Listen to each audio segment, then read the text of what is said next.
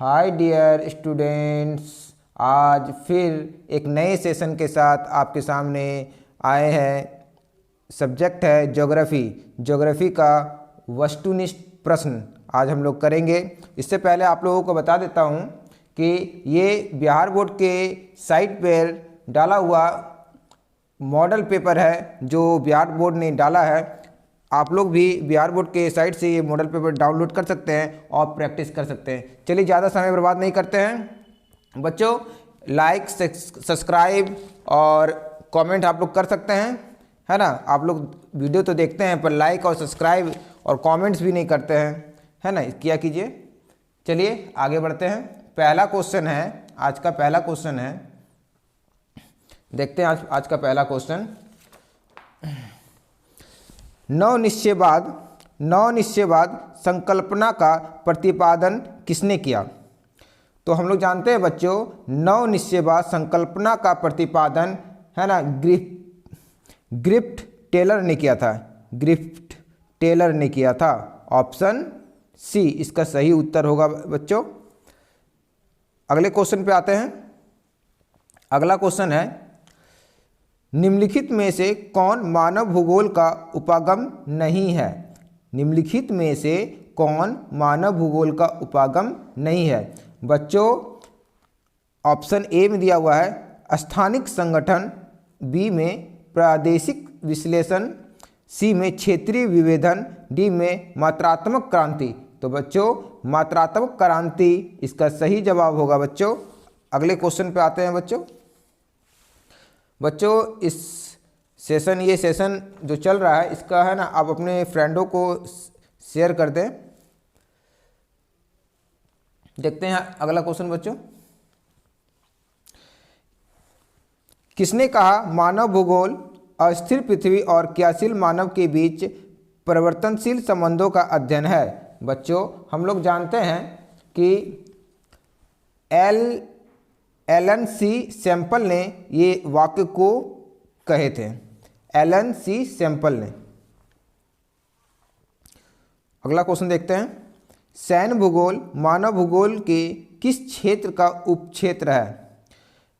तो बच्चों इसका सही जवाब होगा राजनीतिक भूगोल। राजनीतिक भूगोल ही सैन्य भूगोल मानव भूगोल के किस क्षेत्र का उपक्षेत्र है? तो राजनीतिक भूगोल। अगला क्वेश्चन पे आते हैं बच्चों। निम्नलिखित में से कौन क्षेत्र सघन जनसंख्या वाला है? निम्नलिखित में से कौन क्षेत्र सघन जनसंख्या वाला है? बच्चों तो हम लोग जानते हैं दक्षिण पूर्व एशिया, है ना, सघन जनसंख्या वाला क्षेत्र है। दक्षिण पूर्व एशिया सघन जनसंख्या वाला क्षेत्र है। ऑप्शन डी इसका सही जवाब होगा बच्चों। अगले प्रश्न पे हम लोग आते हैं। अगला प्रश्न देखते हैं। अगला प्रश्न है बच्चों, अगला प्रश्न है, निम्नलिखित में कौन जन स्थानांतरण का प्रतिकर्ष कारक नहीं है? निम्नलिखित में कौन जन स्थानांतरण का प्रतिकर्ष कारक नहीं है? बच्चों हम लोग जानते हैं कि, है ना, जन स्थानांतरण का प्रतिकर्ष कारक शैक्षणिक सुविधाएं है। शैक्षणिक सुविधाएं। ऑप्शन ए इसका सही जवाब होगा बच्चों। अगला प्रश्न है, जनसंख्या वृद्धि दर सर्वाधिक है। जनसंख्या वृद्धि दर सर्वाधिक है अफ्रीका में। बच्चों जनसंख्या वृद्धि दर सबसे ज़्यादा अफ्रीका में है। 1950 ईस्वी में विश्व की जनसंख्या थी 1650 ईस्वी में विश्व की जनसंख्या थी तो 55 करोड़ बच्चों, 55 करोड़ थी। 1650 में विश्व की जनसंख्या कितनी थी? 55 करोड़। अगला प्रश्न देखते हैं बच्चों।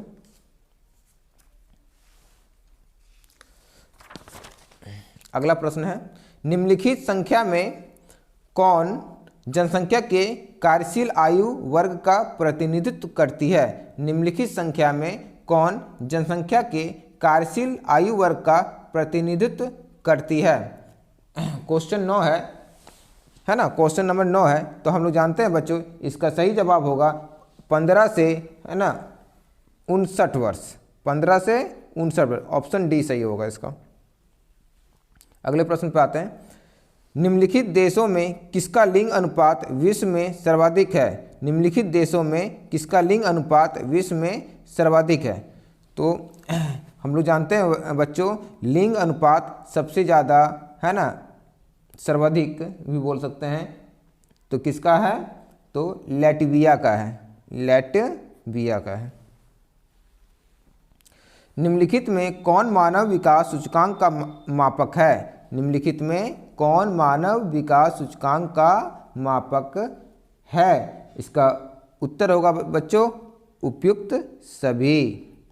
मानव विकास सूचकांक का मापक स्वास्थ्य भी है, शिक्षा भी है और संसाधनों तक पहुंच भी है। अगले प्रश्न पे आते हैं बच्चों। ज़्यादा डिटेल में हम लोग नहीं जाएंगे बच्चों, ठीक है, क्योंकि ज़्यादा डिटेल में जाने पे वीडियो लंबा हो जाता है, ठीक है। निम्नलिखित विद्वानों में किसने मानव विकास सूचकांक प्रतिपादित किया है? बच्चों, निम्नलिखित विद्वानों में किसने मानव विकास सूचकांक प्रतिपादित किया है? तो डॉक्टर महबूल उल हक, ये पाकिस्तान के रहने वाले थे बच्चों, डॉक्टर महबूल उल हक। अगला प्रश्न है, मानव विकास सूचकांक में विश्व के निम्नलिखित देशों में किसकी कोटि उच्चतम है? बच्चों, मानव विकास सूचकांक में विश्व के निम्नलिखित देशों में किसकी कोटि उच्चतम है? ये बहुत ही इंपॉर्टेंट क्वेश्चन है बच्चों, बहुत ही इंपॉर्टेंट क्वेश्चन है। इसका सही जवाब होगा बच्चों ए, नॉर्वे। अगले प्रश्न पे आते हैं बच्चों। फूलों की कृषि कहलाती है, फूलों की कृषि, जो फूल की खेती करते हैं उसी पर आधारित है, फूलों की कृषि कहलाती है। तो बच्चों ऑप्शन डी होगा इसका सही, पुष्पोत्पार्जन, पुष्पोत्पार्जन। अगले प्रश्न पे आते हैं बच्चों। अगला प्रश्न है, सहकारी कृषि अधिक सफल रही है ना, सहकारी कृषि अधिक सफल रही है। तो डेनमार्क में बच्चों, डेनमार्क में सबसे ज़्यादा सफल हुई है सहकारी कृषि। निम्नलिखित में कौन रोपण फसल है? निम्नलिखित में कौन रोपण फसल है? बच्चों ये भी बहुत ही है ना आसान क्वेश्चन है कि इसमें से कौन सा रोपण फसल है? तो रबड़ रोपण फसल है बच्चों। अगले प्रश्न पे आते हैं। निम्नलिखित में किसे कर्तन दहन कृषि भी कहते हैं? निम्नलिखित में किसे कर्तन दहन कृषि भी कहते हैं? तो बच्चों आदिम निर्वाह कृषि को ही है ना कर्तन दहन कृषि भी कहा जाता है। अगले प्रश्न पे आते हैं बच्चों।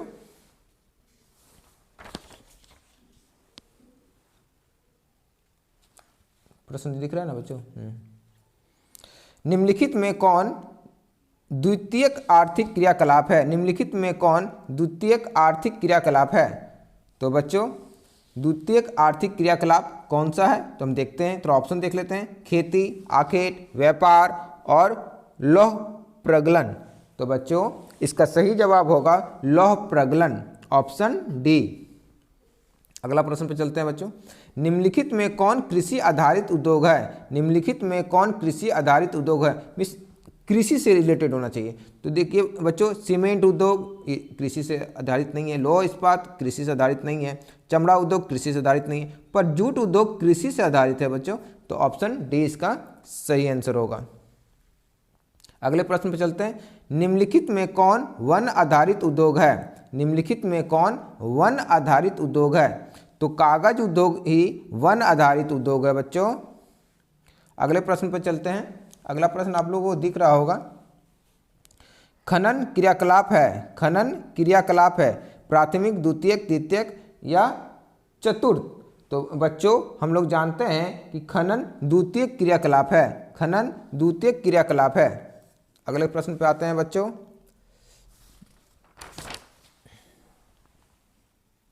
अगले प्रश्न पे आते हैं।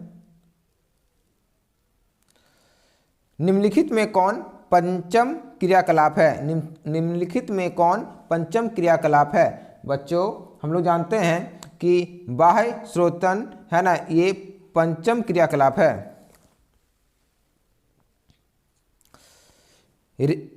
अगले प्रश्न पे आते हैं।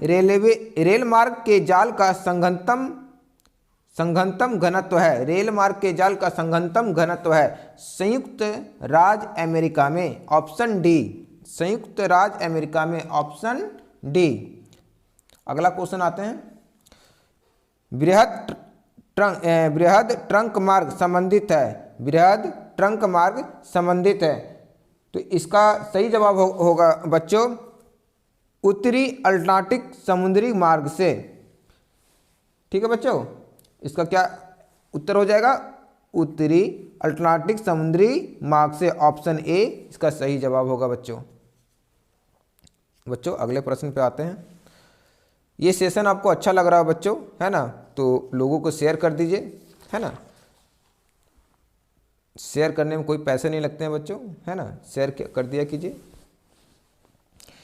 निम्नलिखित में कौन आंतरिक समुद्री पत्तन नहीं है, निम्नलिखित में कौन आंतरिक समुद्री पत्तन नहीं है, तो सी इसका सही जवाब होगा बच्चों एथेंस। अगले प्रश्न पे आते हैं।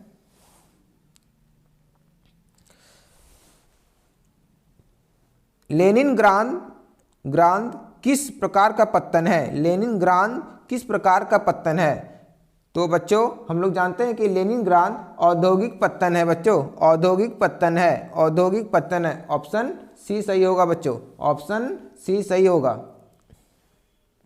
अगले प्रश्न पे आते हैं बच्चों, विश्व व्यापार संगठन का मुख्यालय कहाँ है। देखिए बच्चों कितना इजी क्वेश्चन पूछा है, एकदम ही इजी क्वेश्चन है। तो विश्व व्यापार संगठन का मुख्यालय कहाँ है, तो जेनेवा में है बच्चों, जेनेवा में है। बच्चों आखिरी क्वेश्चन दिख रहा है आपको, चैनल टनल जोड़ता है, चैनल टनल जोड़ता है, तो देखते हैं बच्चों इसका ऑप्शन थोड़ा देख लेते हैं। तो चैनल टनल जोड़ता है बच्चों, तो पेरिस को लंदन से, इसका ऑप्शन ए सही होगा बच्चों, पेरिस को लंदन से, है ना, चैनल टनल जोड़ता है पेरिस को लंदन से बच्चों। अगला प्रश्न है, निम्नलिखित दक्षिण अमेरिकी देशों में कौन ओपेक का सदस्य है, निम्नलिखित दक्षिण अमेरिकी देशों में कौन ओपेक का सदस्य है, बच्चों ओपेक का सदस्य वेनेजुएला है बच्चों, वेनेजुएला, वेनेजुएला ओपेक का सदस्य देश है। अगला प्रश्न है, लैटिन अमेरिकन इंटीग्रेशन एसोसिएशन का मुख्यालय कहाँ है, तो बच्चों इसका मुख्यालय मॉन्टवीडियो में है बच्चों, मॉन्टवीडियो में है, मॉन्टवीडियो। अगला प्रश्न है, निम्नलिखित आर्थिक क्रियाओं में कौन ग्रामीण अधिवासों से संबंधित है, निम्नलिखित आर्थिक क्रियाओं में कौन ग्रामीण अधिवासों से संबंधित है, बच्चों इसका सही उत्तर होगा प्राथमिक, प्राथमिक, ऑप्शन ए इसका सही जवाब होगा बच्चों।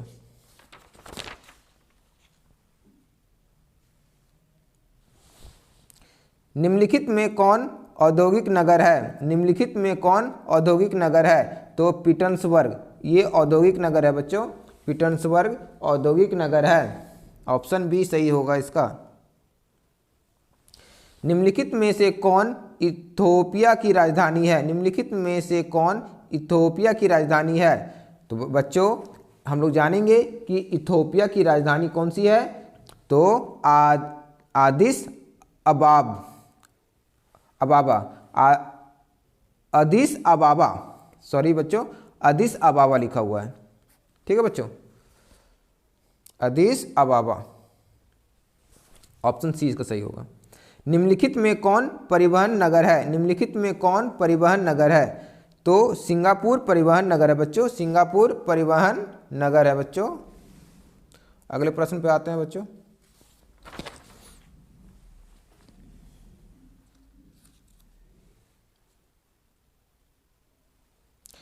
निम्नलिखित में कौन नियोजित नगर है, तो कैनबरा, ऑप्शन ए, निम्नलिखित में कौन नियोजित नगर है, कैनबरा, कौन सा हो जाएगा बच्चों, कैनबरा। किस भाषा परिवार की जनसंख्या सबसे कम है, तो चीनी तिब्बती, चीनी तिब्बती सबसे कम है। 2011 की जनगणना के अनुसार भारत का जनसंख्या घनत्व था। 2011 की जनगणना के अनुसार भारत का जनसंख्या घनत्व था, तो बच्चों है ना 382 व्यक्ति प्रति वर्ग किलोमीटर, 382 व्यक्ति प्रति वर्ग किलोमीटर।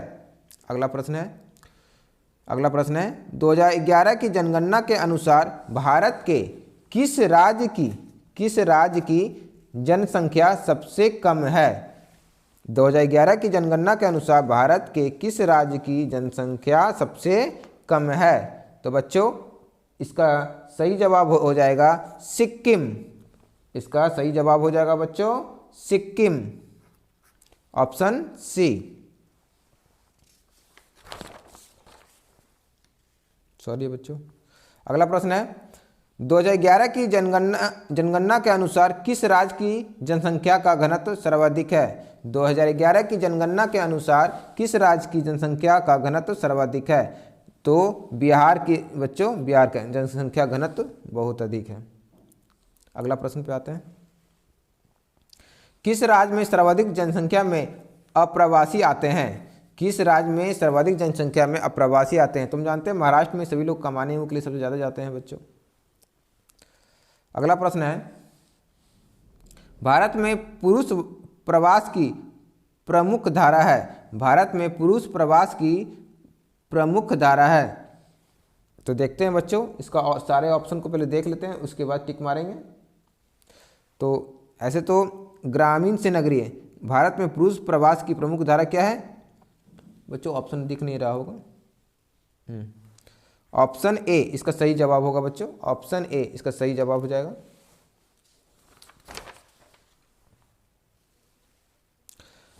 मानव विकास सूचकांक में भारत के निम्नलिखित राज्यों में से किसकी कोटि उच्चतम है।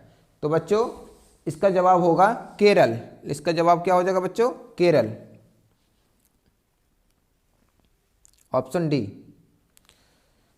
अगले प्रश्न पे आते हैं, निम्नलिखित केंद्र शासित प्रदेशों में किसकी साक्षरता दर उच्चतम है। निम्नलिखित केंद्र शासित प्रदेशों में किसकी साक्षरता दर उच्चतम है। तो बच्चों लक्षद्वीप की साक्षरता दर सबसे अधिक है।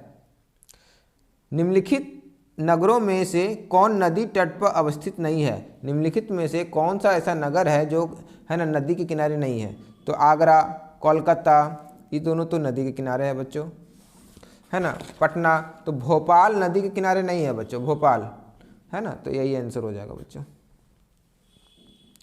निम्नलिखित में कौन खनन नगर है। निम्नलिखित में कौन खनन नगर है। तो बच्चों मथुरा तो खनन नगर नहीं है बच्चों, अंबाला भी खनन नगर नहीं है बच्चों, सिंगरौली और सहारनपुर बच्चों, ये 4 ऑप्शन दिया हुआ है बच्चों। इसमें से है ना सिंगरौली ऑप्शन सही होगा कि सिंगरौली में है ना कोयला का भी खान है बच्चों। ठीक है बच्चों। अगले प्रश्न पे आते हैं बच्चों। अगले प्रश्न पे हम लोग आ जाते हैं, हरित क्रांति संबंधित है ना। हरित क्रांति संबंधित है तो खाद्यान्न उत्पादन से संबंधित है हरित क्रांति। बहुत आसान क्वेश्चन था। निम्नलिखित में कौन रेशेदार फसल नहीं है। निम्नलिखित में से कौन रेशेदार फसल नहीं है। तो बच्चों कपास भी रेशेदार है, जूट भी, मेस्टा भी, तो कॉफ़ी रेशेदार फसल नहीं है। ऑप्शन सी होगा बच्चों। अगले प्रश्न पर आते हैं बच्चों,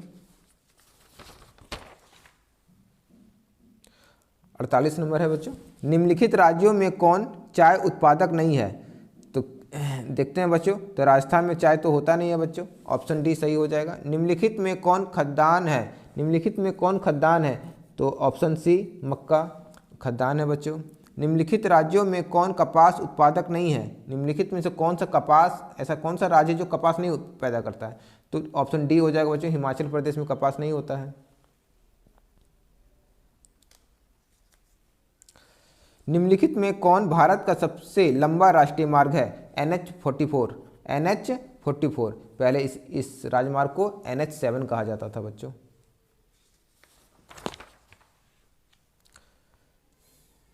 जल है तो ऑप्शन तो हम देख रहे हैं बच्चों, इसलिए ऑप्शन डी इसको मानना है, इनमें से कोई नहीं। केंद्र सरकार का हरियाली प्रोजेक्ट संबंधित है, केंद्र सरकार का हरियाली प्रोजेक्ट संबंधित है बच्चों, केंद्र सरकार का हरियाली प्रोजेक्ट जल संरक्षण से संबंधित है, जल संरक्षण से संबंधित है। निम्नलिखित में कौन ऊर्जा का अनवकरणीय स्रोत है, अनवकरणीय स्रोत है? तो बच्चों इसका सही जवाब हो जाएगा बच्चों ए, तापीय ऊर्जा। कुछ क्वेश्चन को ऑप्शन देख के ही लगाना पड़ता है बच्चों। हीराकुंड परियोजना अवस्थित है उड़ीसा में बच्चों, उड़ीसा में है। निम्नलिखित राज्यों में किसमें काकरा पार नाभिकीय ऊर्जा केंद्र अवस्थित है? काकरा पार नाभिकीय ऊर्जा केंद्र अवस्थित है। तो ऑप्शन ए महाराष्ट्र, कर्नाटक, गुजरात, राजस्थान, ये 4 ऑप्शन दिया हुआ बच्चों, तो ये गुजरात में है बच्चों, ऑप्शन सी। खेतड़ी तामा क्षेत्र किस राज्य में स्थित है? खेतड़ी तामा क्षेत्र किस राज्य में स्थित है? ये राजस्थान में है बच्चों, ये राजस्थान में है। बोकारो इस्पात केंद्र है, देखते हैं बच्चों इसका ऑप्शन क्या है। ऑप्शन देखने के बाद ही पता चलेगा कि क्या क्वेश्चन करना चाह रहा है। मिश्रित क्षेत्र में, निजी क्षेत्र में, सार्वजनिक क्षेत्र में, इनमें से कोई नहीं। तो सार्वजनिक क्षेत्र का है सर, है ना। अगला क्वेश्चन देखते हैं बच्चों। निम्नलिखित कोयला खदानों में कौन झारखंड में नहीं है? तो सिंगरौली झारखंड में नहीं पड़ता है बच्चों, ये मध्य प्रदेश में पड़ता है। निम्नलिखित राज्यों में से किस में प्रमुख तेल क्षेत्र स्थित है? निम्नलिखित राज्यों में से किस में प्रमुख तेल क्षेत्र अवस्थित है? तो बच्चों इसका सही जवाब हो जाएगा असम। नई औद्योगिक नीति की घोषणा कब की गई? नई औद्योगिक नीति की घोषणा कब की गई? 1991 में, ऑप्शन बी। 1991 में, ऑप्शन बी। निम्नलिखित में कौन औद्योगिक, है ना, अवस्थापना का प्रमुख कारक है? निम्नलिखित में कौन औद्योगिक अवस्थापना का प्रमुख कारक है? तो ऑप्शन ए है बाजार, पूंजी, ऊर्जा, इनमें सभी। तो बच्चों इसका ऑप्शन डी होगा बच्चों। हम बोले थे बच्चों कि कुछ क्वेश्चन को ऑप्शन देख के ही मारना पड़ता है। भारत में वायु परिवहन सेवा की शुरुआत हुई थी, भारत में वायु परिवहन सेवा की शुरुआत 1911 में हुई थी बच्चों, ऑप्शन बी सही होगा। निम्नलिखित में कौन पूर्व मध्य रेलवे मंडल का मुख्यालय है? तो पूर्व मध्य रेलवे मंडल का मुख्यालय हाजीपुर है बच्चों, हाजीपुर में है। चलिए बच्चों अगले प्रश्न पे चलते हैं बच्चों, है ना। इस सेशन को लाइक कीजिए, सब्सक्राइब कीजिए और लोगों को शेयर भी कीजिए ताकि जिनके पास ये वीडियो नहीं पहुंच सका उनके पास भी पहुंच जाए। 65 नंबर क्वेश्चन है बच्चों, उत्तर दक्षिण गलियारा जोड़ता है, उत्तर दक्षिण गलियारा जोड़ता है, ठीक है, श्रीनगर को कन्याकुमारी से, ऑप्शन सी। श्रीनगर को कन्याकुमारी से, ऑप्शन सी। तुतिकोरिन पत्तन स्थित है, तुतिकोरिन पत्तन स्थित है तमिलनाडु में, तुतिकोरिन पत्तन कहाँ है? तमिलनाडु में। अम्ल वर्षा का कारण है, अम्ल वर्षा क्यों होते हैं बच्चों? तो है ना, अम्ल वर्षा होने का कारण जल प्रदूषण है या ध्वनि प्रदूषण है या वायु प्रदूषण है या भूमि प्रदूषण है बच्चों।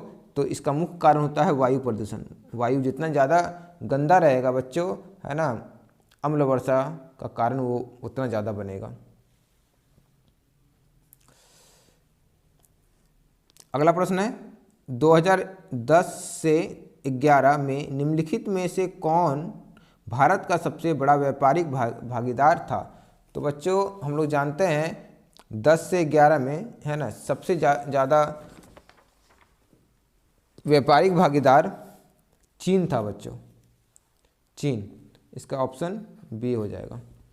Option B.